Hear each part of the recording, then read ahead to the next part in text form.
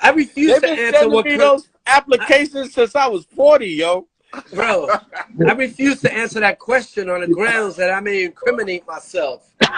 Let me ask y'all guys. I think I told somebody I was 40 last week. Hey, I'm 50. So I can't. I'm about to be 57, bro. Let me ask you guys a question. And we all again been around. We've been around this. We've been around this ring a couple times, and we lost a lot of good brothers who are not going to see a lot of things happen in the next couple years, even the 50th anniversary. Did you think that you would see year 50 coming up next year, that we will be around, or this will be around? Thank God that we are. Hopefully we'll be. I can't predict the future, but we made it this far. You know what I'm saying? A lot of cats, man, when you get to our age, it's like, that's a blessing. So, you know, just to be around is a phenomenal thing. But to be honest, I was hoping I'd be around. You know, I wasn't one of those, you know, trying to be a statistic, dying at fucking 30 and 25 because I'm gangbanging, but got shot at, clapped back a little bit, still here though. Yeah.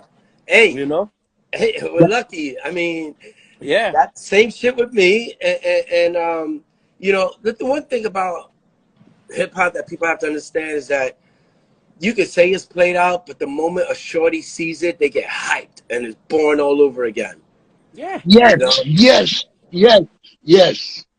And then they want to put their thumbprint on it and want to make their own style. That's why for me, I don't get mad at the new styles of rap and trap or whatever, you know, because at the end of the day, you know, that's their childhoods. I'm not trying to mess with them. You know, we already had enough of a hard time, and you know, I think if things go in cycles, you'll have your conscious rap come back again. There are some dope conscious raps out there, especially the sister Rock out there in Atlanta. Oh yeah, Rock. Yeah. Daughter. And so her man is actually a b-boy that was in Rocksteady, Soul Messiah. Oh, okay. Yeah, that's her husband. Well, what? Yeah. And it's sad that she don't get to play, just like Rhapsody and Philly don't get to play because they're not doing what the other girls doing. Like, this dude sent me a artist the other day. I thought he was sending me the girl for Straight Stunting magazine because, you know, I'm running the magazine again. You know, and I said, he said, she's an artist. I said, okay, is she an aspiring model or she's an artist? He said, both. I said, where's the artist pictures? He said, oh, the one in the gold thongs. I'm like, huh? No. To me. No. Like a juggle. Sometimes it makes you wonder. Shit. The females out there couldn't even do what these girls doing today. Heck no. We all wild out though. We had our time. You know what I mean? Great times. Our shit was cutting edge for its time.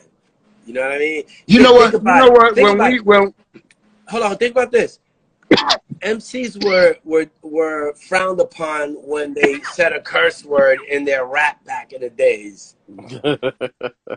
that was just like, I've seen people get booed for that. You know, I mean, so yeah, I mean, that's why we didn't do it. We didn't curse. We didn't feel the need to. That's why we didn't do it. In fact, it wasn't until I linked up with Ice where he was like, "Yo, cursing," because I was doing a lot of how shall I say it? I was performing in a lot of churches, and he was like, "How do you do that?" And I was like, yeah, well, you know. But then he was like, when it came to the cursing, he was like, it's just like a part in the movie. That's not you, but that's just the part you're playing. So don't let these people have you thinking that just because you cussing and something that it's supposed to be such a demeanor or whatever. When you see all these damn movies out here where they killing cops, where they blowing people up, sawing them up, cutting them up, but that's good. But oh God, say a curse. Hey, Van, you didn't answer my question. What crew were you in? Were you in a crew? Who, me? Yeah. Yeah, Show World. I worked with Richard Bastiano and Richard DiBonato. Yo, when you said show world, I was like, girls, girls, girls. I was messing with AJ. I was messing with AJ. I was the manager for show world. My boss was D Bonato and Bobby. Okay. Show world. There you go. Shout out to Peter Guns. Hey, yo, you know, yeah, definitely. I gotta, you know, the funny thing, like, again, back to that subject is, you know, a lot of those people who are out there trying to make a claim or whatever, they need to understand that they have to submit when they have to correct themselves. Even I posted a flyer and I read the wrong date because there was a bunch of dates there, and I put the wrong date on there. I put the wrong date on there, and Shah-Rock corrected me. And, you know, I left it up there like, yo, word, thank you, I appreciate that, and I fixed it. I didn't take out that she corrected me. I let that stand, you know, because we all need to be checked. Yeah. Look, everyone acts like they're so absolute, and come on, let's face it, some motherfuckers are losing their minds, can't remember shit anyway. We weren't taking notes back then, so our shit's gonna be foggy. And then the thing that kills me the most, and Van, I think you were there that day that Curtis Blow had everyone sitting up there in City Island, and all the old school dudes were there. And again, I wasn't at that one. I was there. I'm so mad because Curtis could never get that stuff out, and a lot of brothers in that video from PJ Jones, a lot of them are not even here no more. But the problem is that as a person who didn't know everyone but followed who I followed, and me being the youngest person in the room, I was really disappointed because no one had enough respect for each other to say at least, or preface by saying like, as I remember it, I could be wrong, or I wasn't everywhere, so, but this is how I remember it. And because they couldn't do that, it went nowhere. There were arguments, and to me, at the end of the day, if you have like, you know, your Mount Rushmore of each element, that starts to even spread the love even more, you know. And there needs to be ways of, because look, in 200 years, no one's gonna give a shit about 73 or 81. It's gonna be about an era, you know. Yeah. And we need to recognize everyone who held it down in our era, or whatever era they came from. But they also have to understand that we don't have to embellish shit just to make them look like they did more than what they did. Like, I was on stage once, and these motherfuckers were trying to check me. I know they were mumbling in the audience several years back, and I knew some B-boys out there that were like trying to talk shit. So I got up on stage, and I was like, check this out. You guys are trying to say I wasn't here or there, and let's make believe we removed the 70s for a second. And I just said it straight. Your motherfuckers still can't fuck up my resume. There you go. At the end of the day, you put in a lot of work, man. And at the end of the day, my alumni from my age bracket and brothers that you was talking about, it was in City Island and the thing that Kurt was trying to put together, a lot of them are angry. Yes. I mean, I talked to Eddie Cheever today because I need him to do something, but you know what the problem is?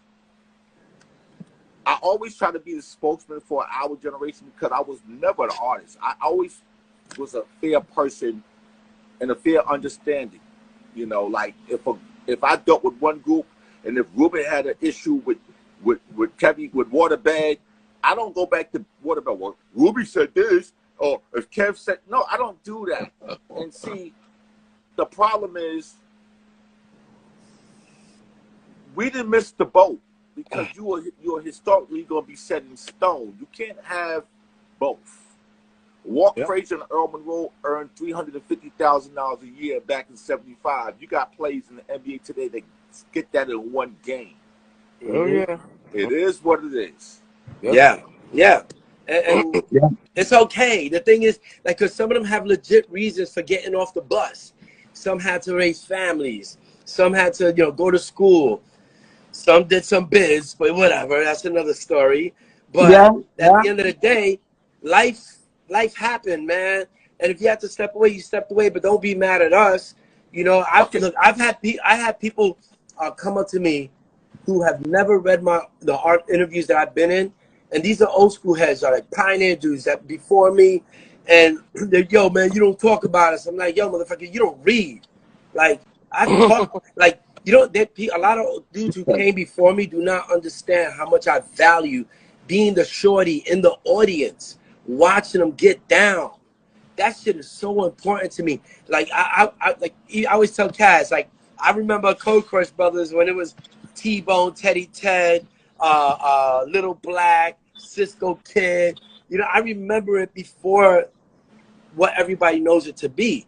Yeah. And I'm not going to change the fact that I talk about that because of who made it famous. Technically, I saw those dudes, and that's what got me listening to rap. You know, that's what got me going to jams. But Kaz and them are the ones who did it. Well, you know what? Again, if you gave up in 1981 or 82 and didn't dance for 15 years and you want to come 15 years later acting like you've been doing the shit for the last... No, you can't do that shit. Nah. You won't fit in. See, a lot of them that had records, Rubin went on, Rubin left and went to the service.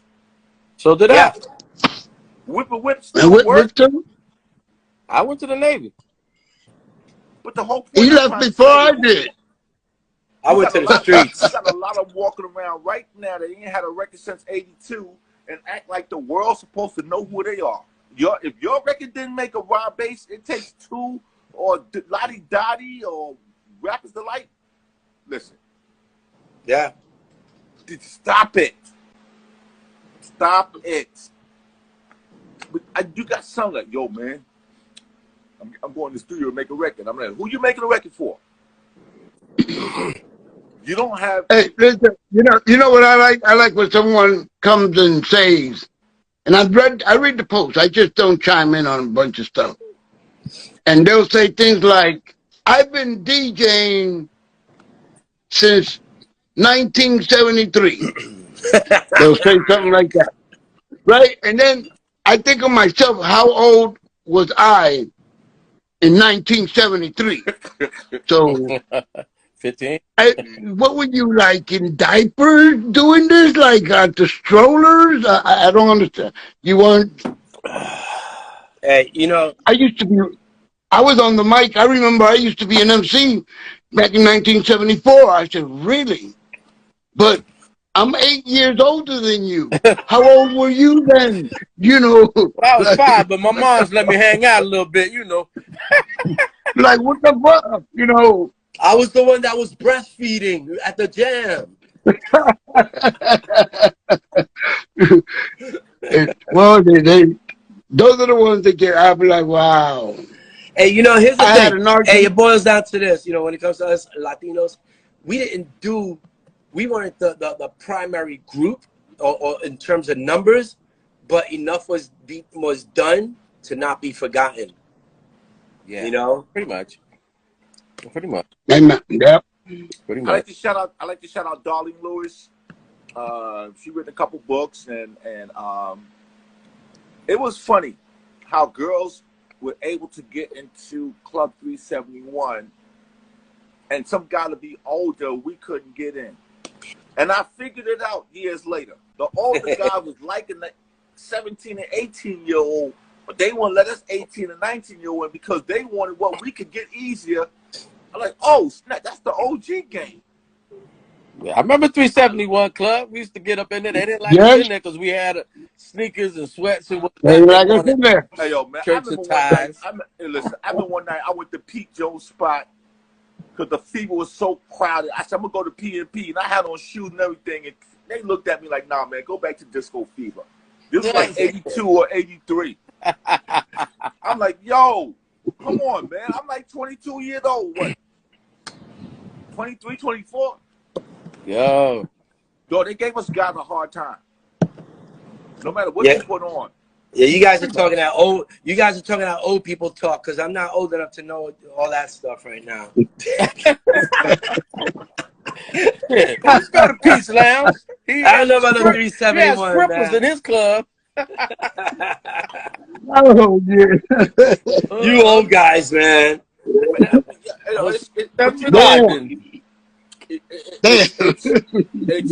It's a thing that, and shout out to Africa Islam. He's on his way to New York. Oh, word? Yeah, he's gonna be here for a few years. Nice. Okay, all right. And I like to shout out